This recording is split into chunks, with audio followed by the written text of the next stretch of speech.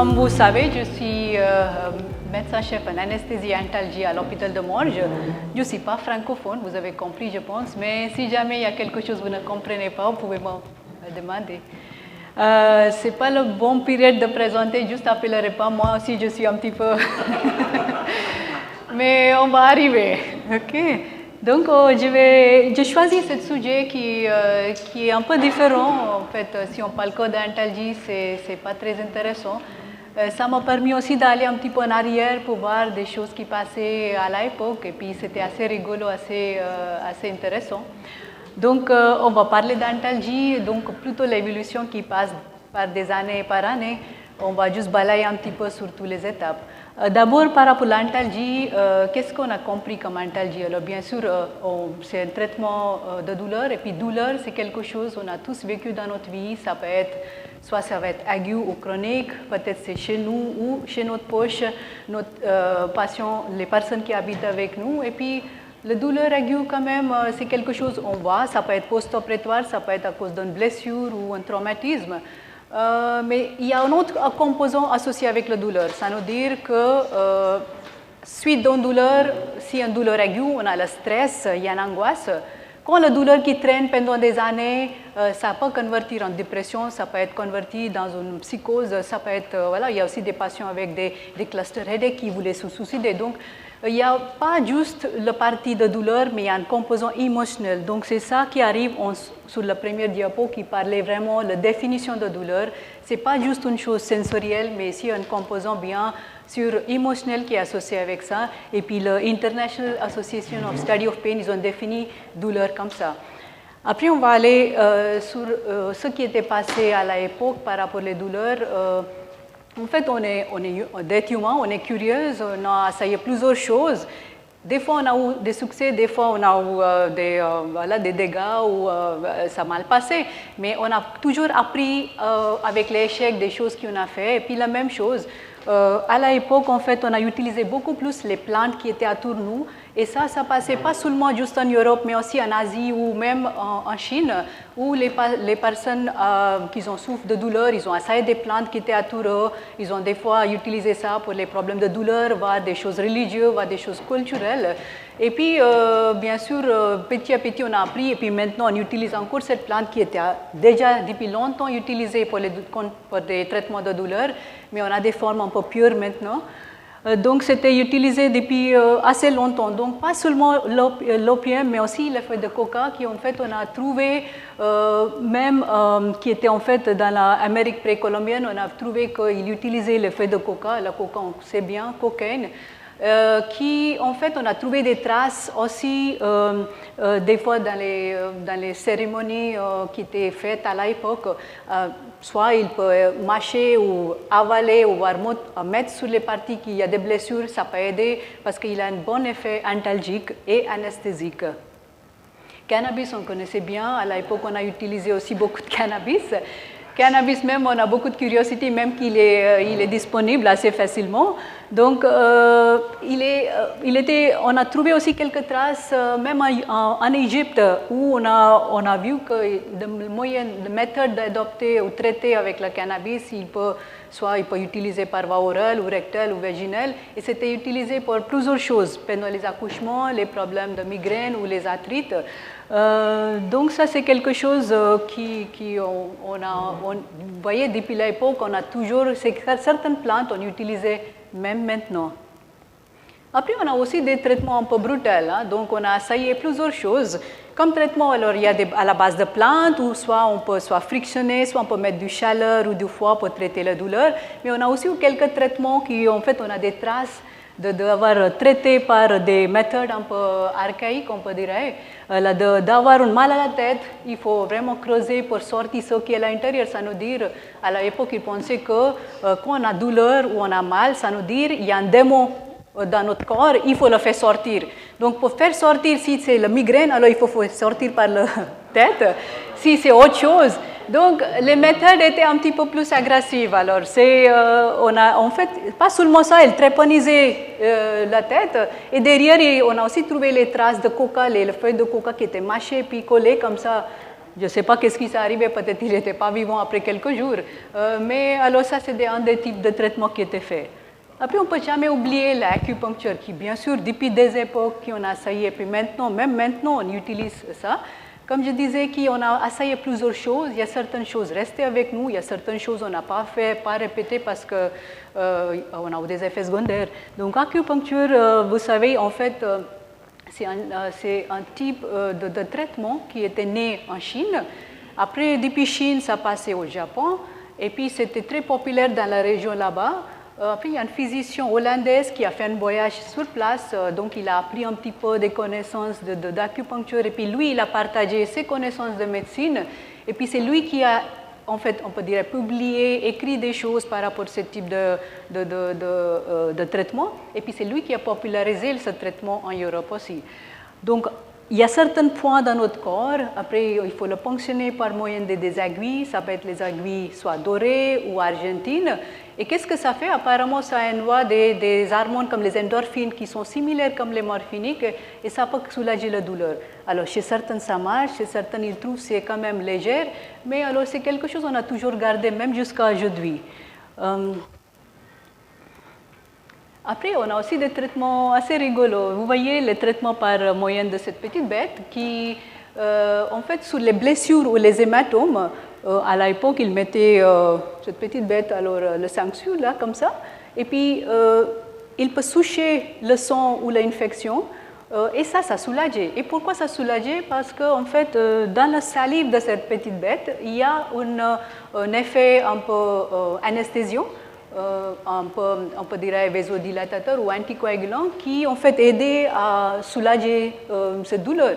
Donc c'était quelque chose qui était même utilisé en Europe pendant une période assez longue apparemment et puis bien sûr maintenant on n'utilise pas. C'est possible qu'il y a aussi, ça mal passé à cause des infections parce qu'on sait qu'ils n'ont pas peut-être fait attention mais le petit bête il a aussi des germes qui sont peut-être résistants au traitement qui peut produire des infections. Alors, comme je disais, les traitements, donc si on a mal à la tête, il faut faire sortir ce qui est à l'intérieur. Il y a aussi des autres traitements dans lesquels on fait saigner. Donc, ça veut dire, s'il y a des douleurs dans le bras, il faut faire une vénotomie et puis laisser couler un petit peu que la douleur ou la chose mal qui est dans notre corps, il faut le faire sortir. Voilà, ça on ne va jamais arriver à traiter la douleur comme ça, mais c'était un des traitements qu'on faisait à l'époque. Après, dans la même période-là, on a aussi eu certaines personnes qui, l'Hippocrate, peut-être vous avez un petit peu entendu, mais c'était un des pères de médecine. C'est lui qui a en fait mis au point où le principe d'un malade, il y a un médecin, il y a une maladie, donc il faut bien examiner, traiter le patient. Ça, ce qui n'existait pas avant. Donc, il commençait un petit peu à régulariser un petit peu le traitement de douleur. Et puis, lui, il a utilisé beaucoup plus le pavot. Des traitements à la base des plantes, soit ça peut être mettre comme une mâcher, mettre comme une pommade ou juste à l'extérieur ou avaler. Et même pour les accouchements, en fait, il a popularisé un traitement plus à la base des plantes. Donc les plantes, après on a eu pas seulement ce que j'ai montré, on a eu des autres plantes aussi qui étaient utilisées. Comme je dis, soit on peut avaler, soit on peut le faire comme une pommade et puis utiliser sur les parties douloureuses.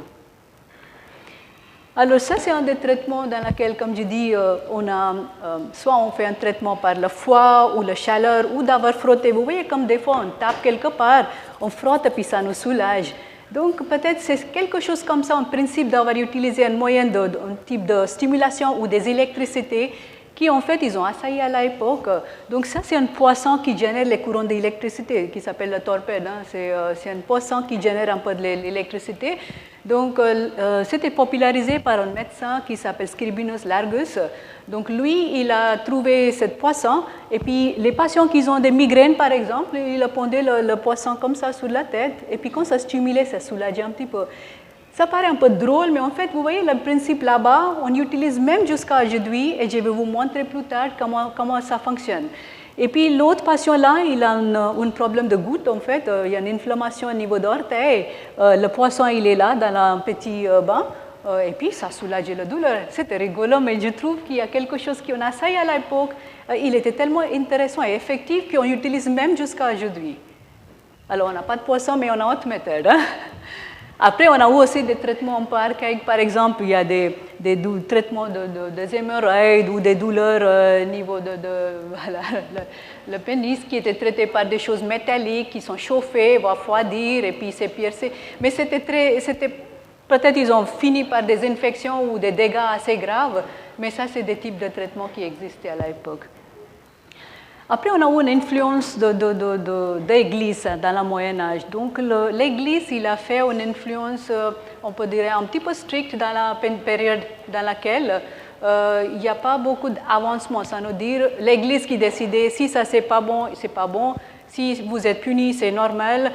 Si vous avez mal, c'est aussi normal parce que vous avez commis peut-être des crimes et puis il faut souffrir. La souffrance était considérée comme une rédemption, donc il faut souffrir. Quand la dame elle voulait accoucher, ça nous dit c'est normal qu'elle a mal parce que c'est Dieu a décidé qu'elle doit avoir mal. Donc, de façon de traiter la douleur, c'était un peu différent ou même pas traité complètement. Et puis, à cette époque-là, les douleurs étaient considérées perçues comme un châtiment de Dieu. Et puis, alors, c'est un moyen de rédemption. Donc, la même chose que je voulais vous montrer, qu'en fait, en fait, ça a arrêté aussi un petit peu l'avancement du côté de médecine. On n'a pas beaucoup avancé, tous les progrès étaient un petit peu fermés parce que c'est l'Église qui a décidé de faire comme ça. Après, aussi pendant la même période, on a eu beaucoup d'utilité de paillot. De paillot qui était utilisé aussi l'opium. Dans la thériaque, c'était un type d'un tonique qui était préparé à la base d'opium, qui était aussi devenu très populaire à l'époque. Et puis aussi, à la fin de ce Moyen-Âge, on a eu la première école de médecine qui était en Italie. Yes. OK. Après, on va passer sur la période de Renaissance. La période de Renaissance, c'était une période qui était très bien pour la médecine, plutôt. Ça a aidé l'avancement, ça a aidé à comprendre un petit peu du côté de l'anatomie de l'humain, la physiologie.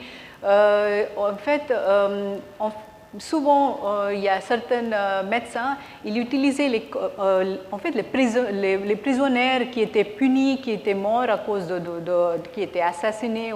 Alors, ils ont pris les corps comme ça, ils ont fait des dissections, ils ont regardé comment est le cœur, comment il est connecté au vaisseau, ou regardé comment le cerveau est présent. Donc, ils ont commencé à étudier un petit peu sur les corps humains pour voir un petit peu comment notre corps il fonctionne. Et puis, à peu près le même temps, le dualiste Descartes, c'était une des personnes qui a vraiment compris comment la douleur il est transmise à notre cerveau. En fait, ici, il parlait par exemple, là c'est un feu. Ici, il y a un patient qui a un SUDEC, un CRPS, une douleur assez intense, c'est représenté comme un feu. Et puis en fait, il passe comme ça, là, et puis il est connecté à la cerveau, et puis ça sonne en fait ici. Donc c'est lui qui a compris qu'il y a quand même une connexion entre la douleur là, à la périphérie, et qui est transmise vers le cerveau. Donc ça, c'est quelque chose qui n'existait pas. Donc petit à petit, on a vraiment avancé côté médecine, on a commencé à savoir un petit peu comment les transmissions de douleur sont faites, comment il faut traiter correctement, et puis ça, c'est l'époque dans laquelle la médecine il a bien avancé. On a aussi un médecin, bien sûr, je ne pouvais pas mettre tous les médecins qui ont fait des progrès côté antalgie, mais j'ai mis juste certains. Donc lui, il a préparé un médicament qui s'appelle l'adunum. Donc ça, c'était un des médicaments qui était très populaire. Même en France, on trouvait des gouttes de l'adunum. Et puis en fait, il y a aussi une recette. Oups, pardon. Hop, comment ça passait? Voilà. Donc il a préparé, en fait, ça c'est la recette, si vous voulez savoir. En fait, c'était à la base de vendu en Espagne. Il y a l'opium, il y a le safran, la cannelle. Donc tout ça, il faut le chauffer pendant 2-3 jours dans une bain-marie. Donc c'était la préparation, puis ça restait un petit peu long, on peut l'utiliser comme une tonique pour les douleurs. Alors, après on est arrivé sur, bien sûr on ne peut pas oublier, alors là, il y a un démonstrateur, ça en fait, je ne sais pas comment j'ai perdu la photo, mais en fait, c'était l'époque dans laquelle on a commencé à voir le progrès même du côté anesthésie, parce que bien sûr, les chirurgiens, on a commencé à voir un petit peu plus de connaissances par rapport des traitements qu'on peut faire par une chirurgie. Et puis ici, on a en fait William Morton, c'était un des médecins qui, dans l'Université de Massachusetts, c'était le premier médecin, c'est un dentiste en fait, qui a fait une extraction dentaire par moyen de ITER. Donc, ça, c'est quelque chose qui était, vous voyez, c'était une démonstration qui était faite dans une grande salle et tout le monde savait que, oh là, ça, c'est quelque chose qui est faisable. Donc, extraction dentaire sans avoir mal, c'était quelque chose qui était très populaire. Alors, je ne sais pas comment la photo de M. Morton est partie, mais alors, on va arriver. En même temps, on a aussi eu le développement du côté, le protoxyde. Donc, il y a un autre médecin, dentiste, qui s'appelle Horace. Il a essayé de faire une extraction dentaire, par exemple, avec le protoxyde. Donc, protoxyde, l'ITER, le chloroforme, c'était tous devenus populaires dans cette période-là. Donc, ici, chloroforme était devenu populaire grâce à Madame Reine Victoria. En fait, pendant l'accouchement, le médecin a utilisé, James Simpson a utilisé le chloroforme pour l'accouchement. Et puis ça s'est très bien passé, madame était très contente. Et puis c'était la première fois que quelque chose était utilisé pour l'accouchement. En fait, avant cette période-là, tous les accouchements étaient douloureux, ça passait comme ça sans anesthésie. Donc, le chloroforme était devenu populaire après cette période-là. Après, on a passé sur une période où on a eu beaucoup de progrès côté médecine. Donc, on a commencé à savoir qu'il y a quand même, il faut utiliser une propriété, ça veut dire il y a des germes, il faut faire attention, il faut bien nettoyer avant de faire une opération. Il y a un progrès côté tous les équipements, par exemple, ça peut être électrocardiogramme, les utiliser radiologie ou les gastroscopies. Et puis l'anesthésie aussi commençait à développer. Donc c'était une période qui était assez intéressante pour nous dans le secteur de médecine. Oui, on a eu beaucoup de progrès du côté médecine et puis ça, il y a quelque chose qu'on a quand même gardé jusqu'à maintenant et puis ça nous aide beaucoup pour les diagnostics et les traitements des patients. Après, on a passé sur la même période, en fait, on a commencé à avoir les médicaments dans les formes très pures, ça veut dire ils sont soit cristallisés, soit fabriqués en forme de tablettes ou les médicaments à avaler en forme de toniques. Donc, des choses qui étaient faites par des usines, par des boîtes pharmaceutiques, par exemple comme l'aspirine. Donc, on a commencé à avoir des petites publicités comme ça. En fait, même les gouttes de cocaïne étaient très populaires pour les enfants. Toothache drops, ça veut dire pour les maladants. Et puis, bien sûr, sans savoir qu'est-ce que ça peut faire comme accommodance par rapport aux opiacés. Alors, tous les boîtes, ils ont bien popularisé. Ils ont bien sûr gagné aussi un petit peu par rapport aux formes de médicaments à l'époque. Donc, la commercialisation de médicaments, ça a commencé dans cette période. Après, c'est l'Organisation mondiale de santé qui a décidé par rapport aux paliers de traitement pour les douleurs. Ça, c'est peut-être, vous avez attendu un petit peu, mais donc il y a 3 paliers, là, comme ça, 1, 2, 3, douleurs modérées, sévères et intenses. Et puis, ils ont décidé que les douleurs modérées, il faut traiter avec des paracétamol anti-inflammatoires, les faibles par les opiacés faibles, comme le tramadol ou codeine, et les intenses par les morphiniques plutôt. Donc, ça a aidé aussi les médecins à décider quel type de traitement à donner à quel type de douleur. Alors ça, on ne peut pas, même pas parler d'anesthésie et l'antalgie sans parler de problèmes de crise d'opiacés qu'on a, même maintenant aux États-Unis, pas seulement aux États-Unis, il ne faut pas juste culpabiliser les États-Unis, mais dans le monde entier. C'est quand même un petit peu plus stable maintenant, mais on a eu vraiment une assez forte augmentation de prise. Vous voyez, 1990 jusqu'à 2018, là, tous les opiacés là, et pouf, ils sont tous, vous voyez les prises d'opiacés. Ça, c'est l'héroïne. Là, c'est les autres opiacés là. Et ça, c'est les opiacés synthétiques comme le fentanyl là, et tramadol. Donc, ça, c'était. Pourquoi c'était comme ça? Parce que c'était en fait disponible assez facilement, accédé assez facilement, et beaucoup de publicité était faite par les boîtes pharmaceutiques. Donc, c'est la même chose. Vous voyez là, en fait, les patients qui étaient morts, en fait, 500 000 morts overdose par opiacés. En fait, ils ont aussi, même à l'école, des fois, ils ont des antidotes qui sont préfaits et puis ils sont dans la armoire d'école. Parce que si jamais il y a un enfant qui arrive tout blanc, avec les pupilles un peu myotiques, il faut tout de suite donner quelque chose parce que jusqu'à il arrive à l'hôpital, il est mort. Et pourquoi? Parce que dans son armoire à la maison, il a peut-être trouvé des médicaments de son grand-papa ou maman qui étaient laissés comme ça à l'air. Donc, il y a tellement de problèmes côté opiacés. Ensuite, après cet épisode de prise en fait, la crise d'opiacés, ils ont aussi eu beaucoup de plaintes contre les pharmaceutiques parce que c'était l'époque quand Clinton était le président. En fait, c'était le principe que nous, on a des douleurs, il faut le traiter. Mais est-ce que d'avoir traité la douleur, il faut faire attention par rapport aux accumulances et les toxicités ou les dépendances qui arrivent derrière? En fait, ça, c'était jamais pris en compte. Et puis, ça, c'était pas juste aux États-Unis, mais un peu dans le monde entier. Après, les plaintes qui étaient faites contre les boîtes américaines, par exemple, Johnson & Johnson, c'est Purdue et tout, vous avez peut-être entendu à la télé, ils ont versé beaucoup de l'argent pour avoir fait ça pendant la période de 1990. Alors, maintenant, on va parler un petit peu du traitement de douleur qu'ils ont fait actuellement. Et comme on a vu tout à l'heure, on a utilisé un peu l'électricité pour le traitement, la stimulation.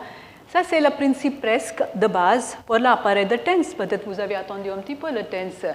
Donc, le TENS, c'est un appareil dans lequel vous avez les patchs à coller, il y a des câbles, et les câbles sont connectés à une télécommande à l'extérieur.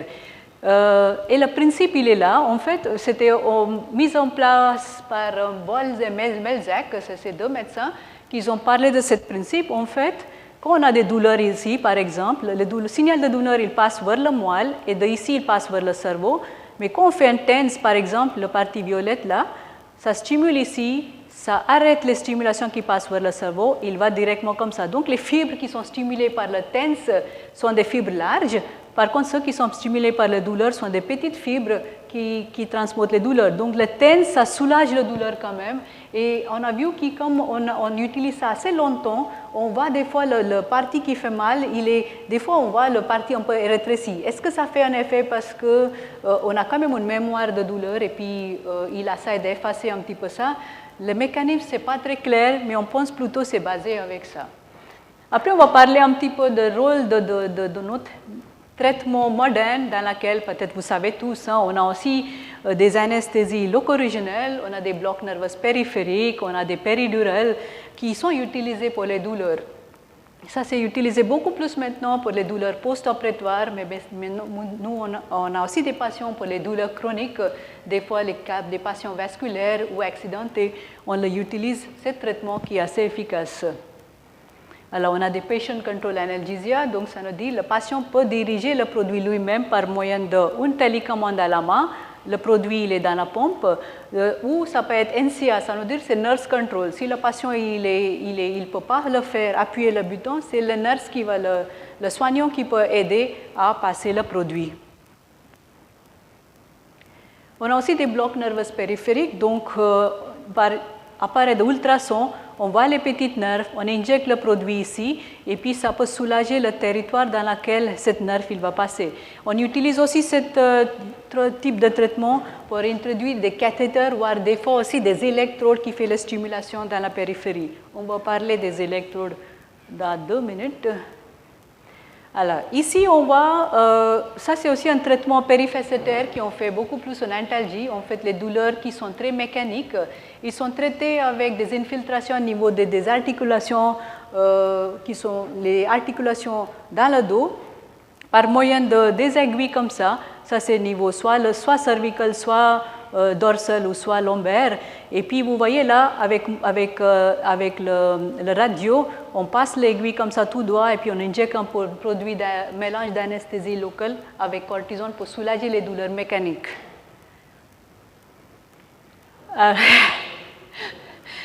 Alors voilà, ils tous ils disent, ça c'est en fait un de notre collègues qui travaille avec nous, mais il y a un qui n'est pas là et puis l'autre qui est à la retraite. Donc comme on voit les photos comme ça, je pense ça passe un petit peu en arrière. Ok, donc ici, qu'est-ce qu'il est en train de faire, M. Dupira? Ici, en fait, les blocs facétaires que j'ai parlé tout à l'heure, si le bénéfice ne reste pas très long, et pour garder le bénéfice un peu plus long, On fait un traitement par soit cryothérapie, alors ça l'appareil il est là, ça c'est l'appareil de cryothérapie et puis un bonbon de CO2 derrière. Donc ça c'est un traitement dans lequel en fait on a une aiguille spéciale qui peut geler le bout de l'aiguille en fait et où l'aiguille touche le petit nerf, il est complètement gelé. Et quand on sort l'aiguille, en fait, la partie qui produit la douleur, en fait, il est bien calmé pendant une période longue par rapport à infiltration juste single shot. Et la même méthode, il est utilisé aussi dans laquelle on a un appareil, ça c'est pas le même appareil, il y a un autre appareil comme ça qui s'appelle radiofréquence, l'appareil de radiofréquence, qui peut être utilisé, en lieu d'avoir le foie, en fait on peut utiliser la chaleur jusqu'à 80 degrés, on peut en fait carrément brûler le petit nerf et puis ça, quand il n'y a pas de connexion, il peut avoir un effet un petit peu plus long. Alors maintenant, on va parler de stimulation médulaire. Oui. Oui, oui, il y a neurolyse carrément. Donc après, bien sûr, il faut qu'il soit sûr qu'il touche le nerf qui n'est pas comme le sciatique. Donc on fait deux types de stimulation. On stimule sensitive et on voit, messieurs, vous avez des douleurs. Il dit, ah oui, oui, ça me fait mal. Après, on fait une stimulation motrice et puis on va voir si ça ne bouge pas les jambes ou il n'y a pas un effet motrice. Et quand on est assuré que c'est le nerf qui produit la douleur qui est impliqué, après on va donner un peu d'anesthésie, comme ça s'il ne saute pas la table. Et une fois qu'il s'est calmé, on chauffe à 80 degrés. OK? Alors ça c'est quelque chose, oui? Le principe est similaire. En fait, en lieu de brûler, on gèle. C'est ça. Vous avez raison. Bien sûr, il va régénérer parce que notre corps, il est comme ça. En fait, en pensant qu'une fois qu'il n'y a pas de connexion, il ne va pas produire mal pendant un certain temps, mais après, bien sûr, il va réétablir la connexion. C'est possible que la douleur peut revenir, mais la période peut être jusqu'à 6 mois, des fois, que la douleur n'est pas similaire. Entre-temps, le patient a fait beaucoup de physio, et puis il a regagné ses musculatures, et puis il va bien. Donc, après, c'est vrai, ça c'est quelque chose, théoriquement, on va vouloir comme ça, mais des fois c'est possible que le patient il vient quand même parce que la douleur n'est pas la même chose, il est un peu différent. Alors, maintenant on va parler un petit peu de neuromodulation. Donc, neuromodulation, c'est un traitement dans lequel, soit par moyen de médicaments ou par moyen d'électricité ou stimulation, on modifie le signal de douleur. Donc ici, je vous montre quelque chose qui s'appelle stimulation médulaire. Et en fait, ça c'est, je vous montre, en fait, il y a une petite vidéo qui doit allumer. Voilà. Oups. Qu'est-ce qui se passe?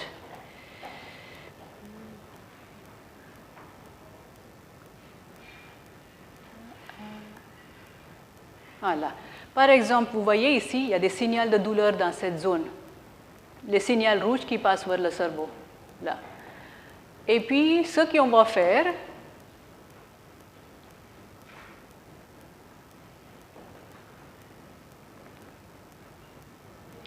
alors, ce qu'on va faire, on va poser des électrodes dans l'espace péridural. Là, l'électrode arrive. Là, l'électrode. Et puis, quand on pose l'électrode ici, il est alimenté par une petite pile qui est posée là, sous la peau. Donc, il va envoyer les signaux là, signaux qui sont différents par rapport aux douleurs. Et donc, il va modifier les impulses de signal qui passent vers le cerveau. Vous voyez, tout était rouge, il est devenu un peu vert. Et le patient, il est soulagé. Et ça marche. Alors, on ne peut pas dire que c'est à 100%, mais les patients sont très contents. Et puis, on a plusieurs patients qui ont bénéficié de ce traitement. Et puis, ça a changé la vie. Après, c'est vrai, les indications sont aussi différentes. Ça veut dire, les patients qui étaient opérés du dos, qui ont des douleurs neurogènes dans un territoire comme ça, les patients qui sont amputés, les patients qui ont des douleurs vasculaires, qui sont très intenses.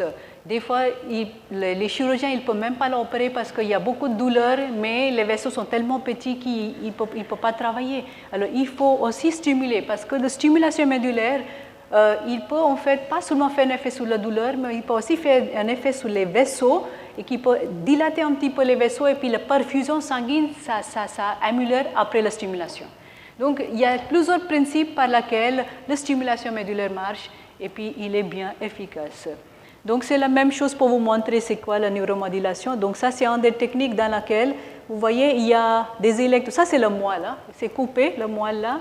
Et puis, vous voyez, il y a deux électrodes qui sont derrière. Ça, c'est le signal de douleur qui arrive, le rouge.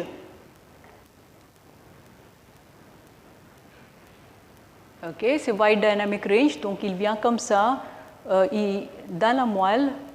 Après, ils sont tous assemblés, puis ça passe vers le cerveau. Par contre, quand on stimule ici, derrière, voilà là, c'est les fibres différentes qui sont stimulées. Ils modifient le signal à cette région-là.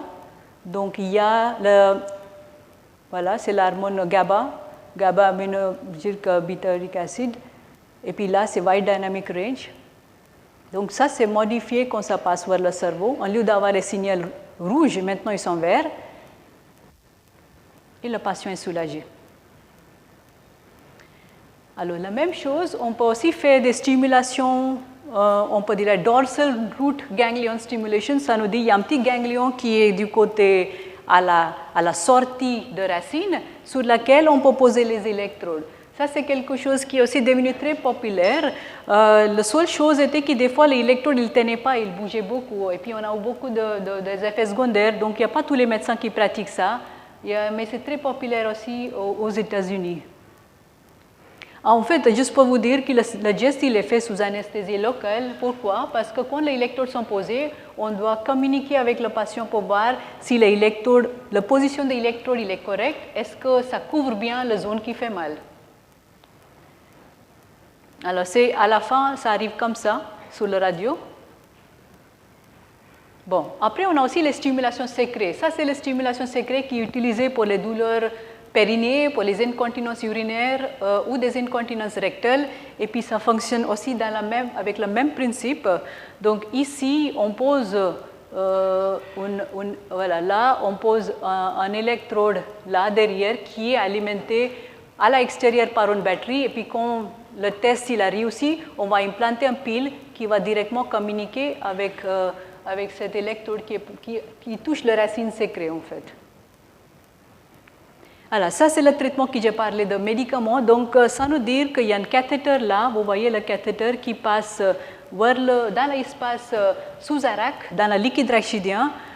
Ça c'est une pompe. Donc dans la pompe, il y a un liquide de douleur, antidouleur concentré qui est dans cette pompe. Et puis je vous montre aussi la vidéo là. Par exemple, oups, pourquoi ça ne vient pas? Là, il y a une vidéo normalement. Alors, ok, ça commence pas, mais ce n'est pas grave. Donc, le traitement avec la pompe, il est utilisé pour les problèmes des douleurs qui viennent de cancer. Ça peut être utilisé pour les CEP avec les spasticités ou les patients qui ont des accidents paraplégiques qui sont très spastiques. Ce traitement peut être utilisé pour passer les médicaments, par exemple, baclofène, qui peut diminuer la spasticité, ou des antidouleurs, ça peut être morphinique, ça peut être baclofène, ça peut être fentanyl, en fait, on peut mettre dans la pompe, et la pompe, il débite par moyen d'un cathéter qui passe sous arac. Et la pompe, bien sûr, à partir de certain temps, il va vider. Donc, quand la pompe il est vide, on peut le remplir par moyen d'un caoutchouc ici. Donc, on peut piercer la peau et on peut injecter le médicament directement dans la pompe. Après, on a aussi un traitement par stimulation magnétique. Donc, on a une bobine. Alors, on n'a pas la même machine maintenant. On a un robot chez nous. Moi, je n'ai pas de photo de robot, mais alors, on a un robot. Et puis, il y a une bobine qui est utilisée pour envoyer des ondes magnétiques dans le cerveau. Et puis, en fait, ce traitement, il peut être utilisé pour les douleurs centrales. Par exemple, suite d'un AVC, on a une douleur dans la hémicorps, ou ça peut être à cause d'une douleur neurogène dans la bas du dos ou dans les pieds, ou ça peut être utilisé pour fibromyalgie. Donc, ça, c'est un traitement dans lequel, en fait, le bobine, il est placé sur la tête. Le traitement, il dure à peu près 20 minutes, mais il faut faire tous les jours pendant 2 semaines d'abord. Et ensuite, on fait une fois par semaine, une fois par mois. On a un protocole qu'on adapte. Et puis, on a trouvé quelques résultats qui étaient assez intéressants. Après, la stimulation profonde. Donc, le même principe presque, mais il est aussi utilisé dans le cerveau. Souvent, c'est les neurochirurgiens qui utilisent, nous, on n'utilise pas ça, mais en fait, c'est utilisé pour les traitements. Vous voyez, l'électrode qui est posé là dans les zones, qui peut être thalamique aussi, une stimulation thalamique qui peut être utilisée pour les douleurs centrales ou Parkinson, les tumeurs et puis l'épilepsie.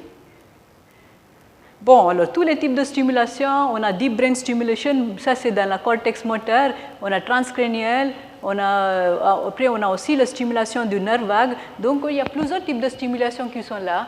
On a aussi l'électricité, elle est aussi utilisée pour la réadaptation. Ça nous dit les patients paraplégiques, si, je ne sais pas si vous savez un petit peu, EPFL avec Chou, ils sont en train aussi de travailler sur les stimulations. En fait, si on stimule la partie en personne paraplégique, on stimule les cellules qui sont encore vivantes, qui sont encore en forme. Si on stimule cette zone-là, on peut des fois aider à récupérer un petit peu le fonctionnement. Donc, ça c'est quelque chose qui est encore dans les premières étapes d'études, mais je pense que ça c'est quelque chose d'intéressant pour le futur. Alors, vu que je suis là, j'ai fait un peu de publicité quand même. Alors l'hôpital de Morges, hein, il y a un beau bâtiment, on est tous là. Si jamais vous voulez nous visiter ou ramener quelqu'un, alors vous pouvez venir. Alors ça c'est notre équipe, je travaille avec le professeur Buxer qui est là. Ça c'est notre équipe d'infirmières et ça c'est notre étage, le 4e étage d'Antalgie. Notre secrétaire, et ça c'est le desk pour les infirmières. Alors, merci à tous.